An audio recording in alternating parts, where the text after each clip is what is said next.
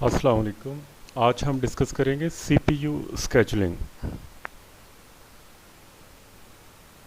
तो आज के लेक्चर में हम डिस्कस करेंगे सीपीयू स्केजुलिंग क्या चीज़ है, इसका इंट्रोडक्शन, इसकी इम्पोर्टेंस को हम डिस्कस करेंगे।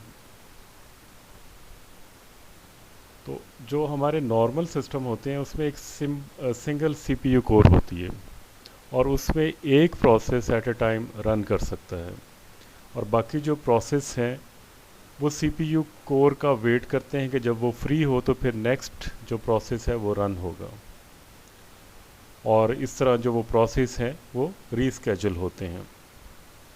लेकिन मल्टी प्रोग्रामिंग के अंदर हमारे पास जो है, हम ये चाह रहे होते हैं कि कुछ प्रोसेस जो हैं वो हर वक्त एग्जीक्यूट हो रहे हों ताकि सीपीयू को मैक्सिमम यूटिलाइज किया जा सके।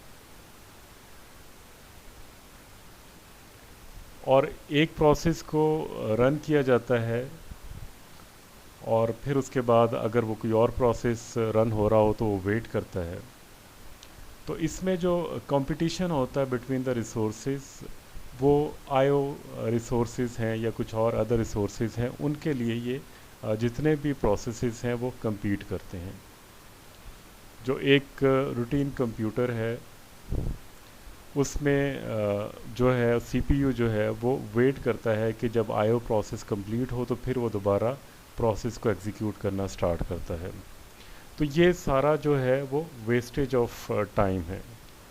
तो उस दौरान जब सीपीयू वेट कर रहा होता है तो कोई भी यूज़फुल काम नहीं हो रहा होता बाई सीपीयू। लेकिन मल्टी प्रोग्रामिंग के अंदर तो हम ये ट्राई करते हैं कि ये जो टाइम है जिसमें सीपीयू आइडल होता है उसमें बहुत से प्रोसेसेस को हम रन कर सकें, और बहुत से प्रोसेसेस को मेमोरी के अंदर हम एट अ टाइम जो है वो सेव कर सकें। जब एक प्रोसेस वेट करता है तो जो ऑपरेटिंग सिस्टम है उसको सीपीयू से अलग कर देता है और सीपीयू रिसोर्सेज को किसी और प्रोसेस को एलोकेट कर देता है, और ये पैटर्न चलता रहता है। हर दफ़ा जब प्रोसेस ने वेट करना होता है तो दूसरा जो प्रोसेस है वो सीपीयू को यूटिलाइज कर सकता है। और जब अगर हम बात करें एक मल्टी कोर सिस्टम की, तो उसमें फिर ये जितनी भी सीपीयू कोर्स हैं उन सब को बिजी रखना एक ऑब्जेक्टिव बन जाता है। तो इस तरह के सिस्टम में जहाँ पे मल्टी प्रोग्रामिंग हो वहाँ पे स्केजुलिंग जो है वो एक बेसिक ऑपरेटिंग सिस्टम का फंक्शन है, क्योंकि इसमें बहुत सी कोर्स हैं और जितने भी प्रोसेसेस हैं दे आर मल्टी प्रोग्राम्ड, और एक ही वक्त में एक से ज़्यादा प्रोसेसेस रन हो सकते हैं। तो उन सारे प्रोसेसेस को मैनेज करना कि कौन सा प्रोसेस जो है वो एग्जीक्यूट होगा, कौन सा वेट करेगा, कौन सा जो है वो टर्मिनेट होगा, तो इन सब को जो स्केड्यूल करना है वो एक इम्पॉर्टेंट फंक्शन है अब ऑपरेटिंग सिस्टम का। अब जितने भी कंप्यूटर के रिसोर्सेज होते हैं उन सब को स्केड्यूल किया जाता है। तो जो सीपीयू है वो सबसे प्राइमरी रिसोर्स है किसी भी कंप्यूटर सिस्टम के अंदर। तो जो ऑपरेटिंग सिस्टम में जो स्केजुलिंग है वो एक सेंटर या मेन फंक्शन है।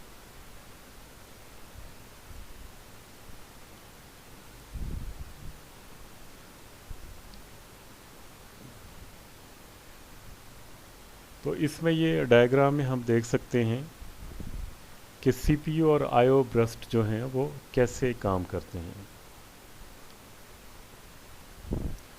जो सीपीयू स्केजुलिंग है वो कब कामयाब हो सकती है डिपेंड्स कि जो प्रोसेसेस हैं कैसे मैनेज होते हैं। जो प्रोसेस एग्जीक्यूशन है उसमें सीपीयू एग्जीक्यूशन और आईओ वेट का एक साइकिल चलता है, जिस तरह यहाँ पे देख रहे हैं कि load, add, store, read from file, CPU burst, then wait for IO, IO burst, CPU burst, store, increment, index, write to file, then again IO burst, then CPU burst and it continues. तो ये पूरा एक cycle ऐसे ही चलता है कि पहले CPU bast होगा, फिर IO बस्ट होगा, फिर CPU, फिर IO।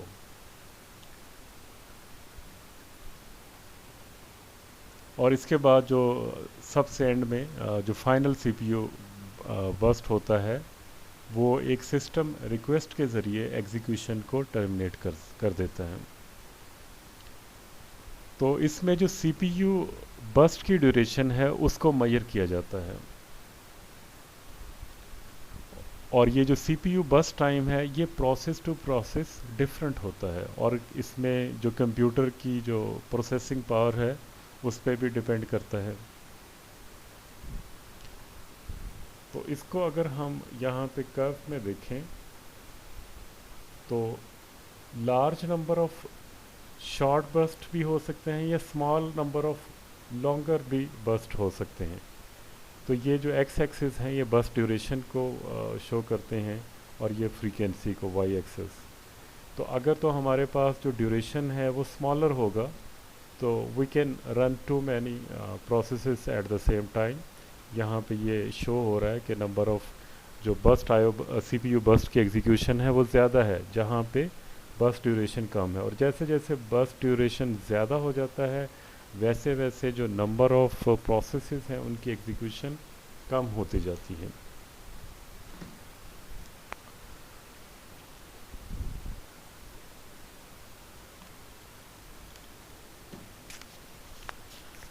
अगर तो आपका जो प्रोग्राम है वो IO बाउंड है तो उसमें शॉर्ट CPU बस्ट होंगे, क्योंकि उसका जो ज़्यादा टाइम है वो IO के वेट में या IO रिसोर्सेज को यूज़ करने में लग जाएगा।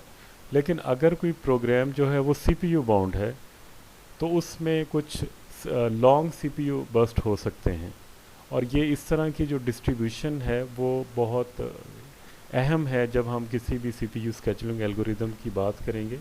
तो IO बाउंड या CPU बाउंड प्रोग्राम्स को इन टर्म्स में डिस्कस करना एक इम्पॉर्टेंट फैक्टर है when we are trying to discuss algorithms for CPU scheduling. जब भी आपका CPU आइडल होता है या कोई उसके ऊपर प्रोसेस एग्जीक्यूट नहीं हो रहा होता है तो जो ऑपरेटिंग सिस्टम है वो जो आपके प्रोसेसेस रेडी क्यू में है उनमें से किसी प्रोसेस को सिलेक्ट करता है ताकि वो एग्जीक्यूट हो सके, और जो प्रेशियस टाइम है CPU का उसको सेव किया जा सके।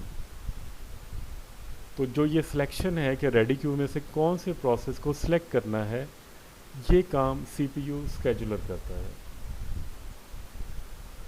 जो सिलेक्ट करता है कि जो भी प्रोसेसेस मेमोरी में है और जो रेडी टू एग्जीक्यूट हैं उसके बाद वो उसमें से प्रोसेस को सिलेक्ट करके CPU को उस प्रोसेस को एलोकेट कर देता है।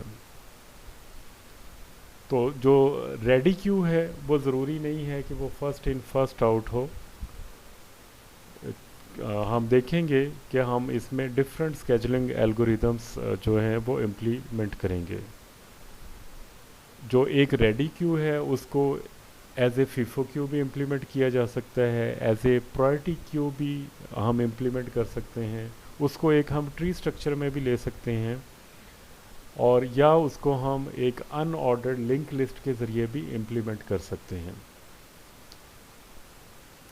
तो कॉन्सेप्चुअली हम अगर देखें करें तो जितने भी प्रोसेसेस हैं वो रेडी क्यू में लाइन अप होते हैं और they are waiting for a chance to run the CPU। तो जो रिकॉर्ड्स होते हैं क्यू के अंदर वो प्रोसेस कंट्रोल ब्लॉक्स होते हैं जो प्रोसेसेस को रिप्रेजेंट कर रहे होते हैं।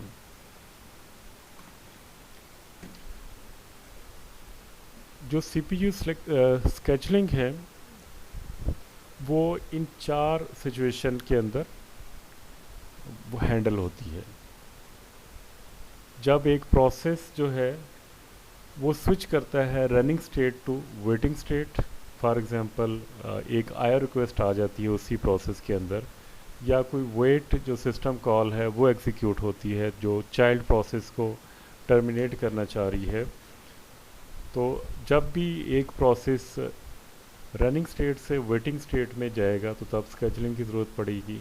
या फिर एक जो प्रोसेस है वो रनिंग स्टेट से रेडी स्टेट में जाता है, फॉर एग्ज़ाम्पल कोई इंटरप्ट अगर होता है तो तब भी जो है स्केजुलिंग की ज़रूरत पड़ेगी। और नंबर 3 जो सिनेरियो है वो ये है कि जब एक प्रोसेस जो है वेटिंग स्टेट से रेडी स्टेट में जाता है कोई आईओ कंप्लीशन के लिए, तो तब भी स्केजुलिंग की ज़रूरत पड़ेगी। या फिर जो है कोई प्रोसेस टर्मिनेट होता है तो तब भी सीपीयू स्केजुलिंग की ज़रूरत पड़ेगी। तो जो सिचुएशन 1 और 4 है, जब जहाँ पे आपका जो प्रोसेस है वो रनिंग से वेटिंग स्टेट में जाता है या टर्मिनेट होता है, तो यहाँ पे स्केजुलिंग जो है वो रिक्वायर्ड है, इसको हम इग्नोर नहीं कर सकते, डेफर नहीं कर सकते। तो कोई भी नया प्रोसेस अगर कोई रेडी क्यू में है उसको सिलेक्ट किया जाएगा ताकि वो एग्जीक्यूट कर ले सिनेरियो 1 और 4 के सूरत में। लेकिन अगर सिचुएशन 2 और 3 है तो यहाँ पे चॉइस है।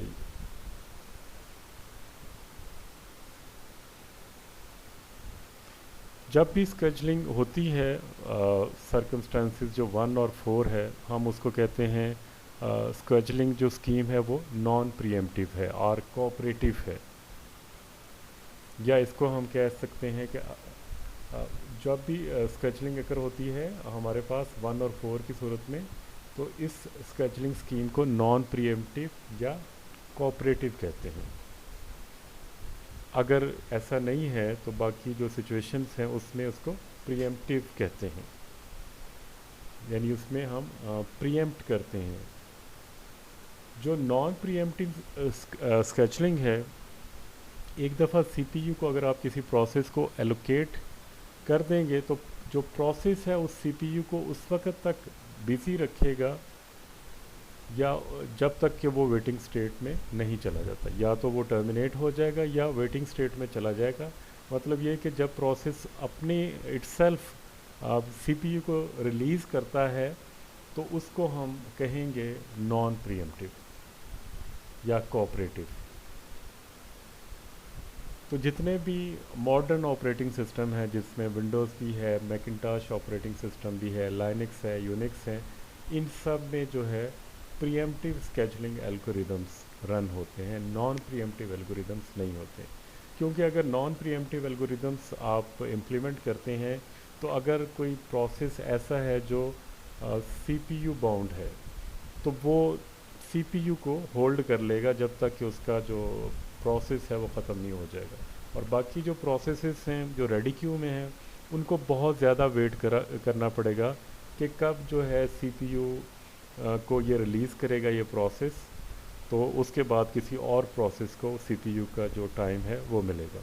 तो इस वजह से जितने भी मॉडर्न ऑपरेटिंग सिस्टम हैं उनमें नॉन प्रीएम्प्टिव जो है स्केजुलिंग एल्गोरिदम यूज़ होते हैं, यूज़ नहीं होते। बाकी जितने भी मॉडर्न ऑपरेटिंग सिस्टम हैं उनमें प्रीएम्प्टिव स्केजुलिंग एल्गोरिदम है कि जब भी रिक्वायर्ड हो तो रनिंग प्रोसेस को प्रीएम्प्ट किया जा सके, उसको इंटरप्ट करके दूसरे किसी और प्रोसेस को रन किया जा सके। जो प्रीएम्प्टिव स्केजुलिंग एल्गोरिदम है उसमें रेस कंडीशन आ सकती है, यानी कि दो प्रोसेसेस अगर एक रिसोर्स के लिए रिक्वेस्ट कर रहे हैं तो there could be a race condition. तो रेस कंडीशन जो है फॉर एग्जांपल हमारे पास दो प्रोसेसेस हैं जो डेटा शेयर कर रहे हैं। जब एक प्रोसेस जो है वो डेटा को अपडेट कर रहा है उसको प्रीएम्प्ट किया जा सकता है ताकि दूसरा जो प्रोसेस है वो रन हो सके। फिर दूसरा जो प्रोसेस है वो ट्राई करता है डेटा रीड करने का, जो कि एक इनकंसिस्टेंट स्टेट है।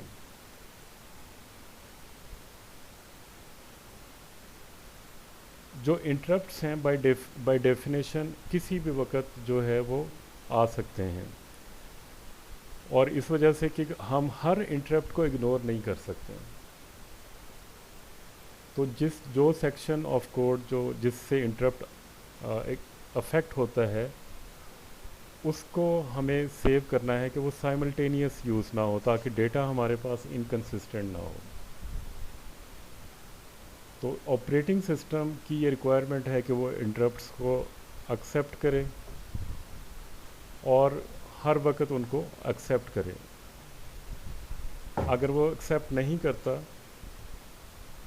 तो फिर क्या होगा कि वो जो इंटरप्ट है वो हैंडल नहीं हो सकेगा, या फिर जो आपके पास जो उसकी एग्जीक्यूशन है वो ओवर रिटन होगी।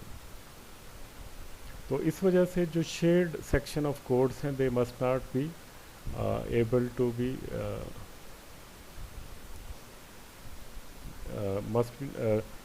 must be protected from other processes. While one process is updating that shared memory, the other process should not be allowed to enter that section to avoid any race condition.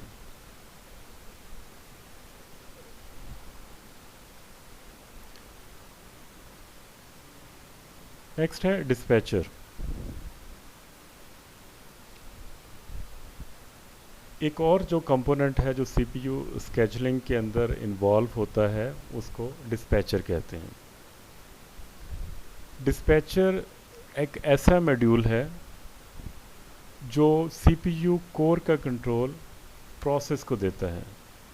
जो CPU scheduler select करता है जिस process को कि जिस process ने CPU core के ऊपर रन होना है, तो उसका सीपीयू का जो कंट्रोल है वो प्रोसेस को देने के लिए डिस्पैचर एक कंपोनेंट यूज़ होता है। इसके अंदर जो फंक्शन इन्वॉल्व होते हैं वो ये है switching contexts from one process to other, switching to user mode, jumping to proper location in the user program to resume that program. तो ये 3 सिचुएशंस हैं जो डिस्पैचर जो है वो परफॉर्म करता है। डिस्पैचर लेटेंसी से मुराद ये है कि जितना ये टाइम लेता है कि वो एक प्रोसेस को रन होने से पहले जो दूसरे प्रोसेस को स्टॉप करे, एक प्रोसेस को स्टॉप करे और दूसरे प्रोसेस को रन करे। यहाँ पे जिस तरह एक प्रोसेस P0 एग्जीक्यूट हो रहा है तो इसकी जो स्टेट है वो PCB नॉट के अंदर सेव होगी, और उसके बाद जो इससे पहले एक प्रोसेस जो रेडी क्यू में है जिसकी स्टेट पहले से सेव है PCB1 के नाम से, उसकी स्टेट को रिस्टोर किया जाएगा और P1 जो है जो इसके कॉरस्पॉन्डिंग प्रोसेस है उसकी एग्जीक्यूशन स्टार्ट हो जाएगी।